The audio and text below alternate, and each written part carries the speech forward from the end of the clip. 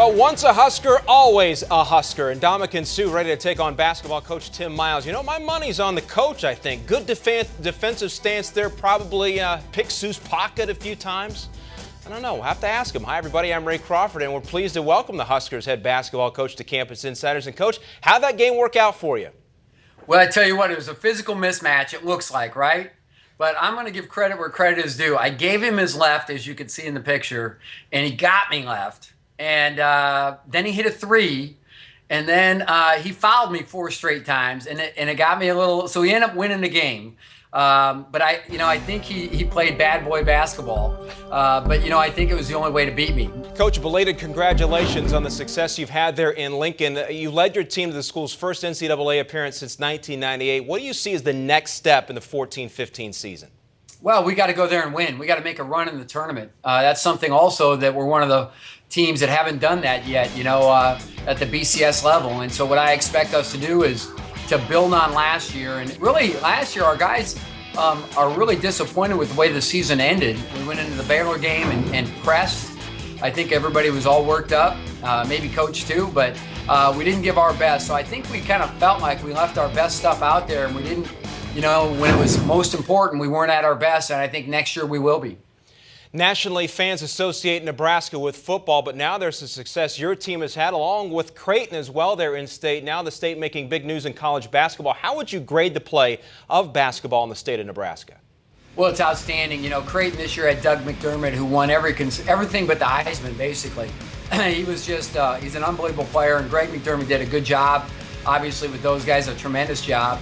And it was really exciting to have both of us down in San Antonio. I thought it was great for the state of Nebraska. Although it didn't work to our desired effect, it was great to have that kind of support. And I look forward, if you look at Pinnacle Bank Arena, our new arena, we sold out the arena. Our season attendance is right there in the top 15, 20 of the country. It's really a cool place to be right now. And I think Husker basketball and basketball in general in Nebraska on the collegiate level is better than ever. Coach, we showed that photo on Twitter. You're very active on Twitter. You've got 73,000 followers and change, in the top 5 among basketball coaches at the beginning of last season. What makes you a must-follow on social media? Well, first of all, we got to get that up there. We got to get everybody to let their other friends know. We need that thing over 100,000. I don't think we're ever going to catch Coach Cal Perry, but let's run past the rest of these guys and show them what it's like. I usually just tweet about things that are about our program, or things I find funny or remotely interesting. It's kind of like a Seinfeld episode. You really won't know what we're talking about, but hopefully it amuses you a little bit, and it's all good from there. Well, as you know, Tom Izzo is not on Twitter, not much into social media, but he did send this video message congratulating you on winning Big Ten Coach of the Year over the spring here. Let's listen to that. I don't know why in the hell I'm even doing this congratulatory video, because I really don't like you. You cost me a lot this year. You probably cost us a chance to win the Big Ten, the way we never recovered from that whooping you gave us.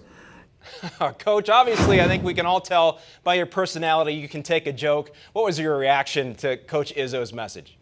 Well, I thought it was awesome, because he was probably being honest. All the funny stuff is true, but no, he's one of those guys. I remember when he called me after my first win, in the Big Ten. He called me, and it took a while to get that sucker, but he called me and said, "Hey, I want to reach out to you and tell you congratulations."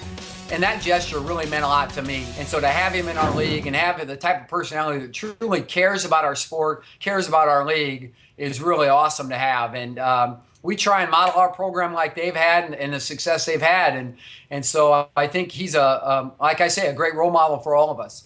Well, another coach I know you see on campus, I'm sure quite a bit, is Bo Pelini.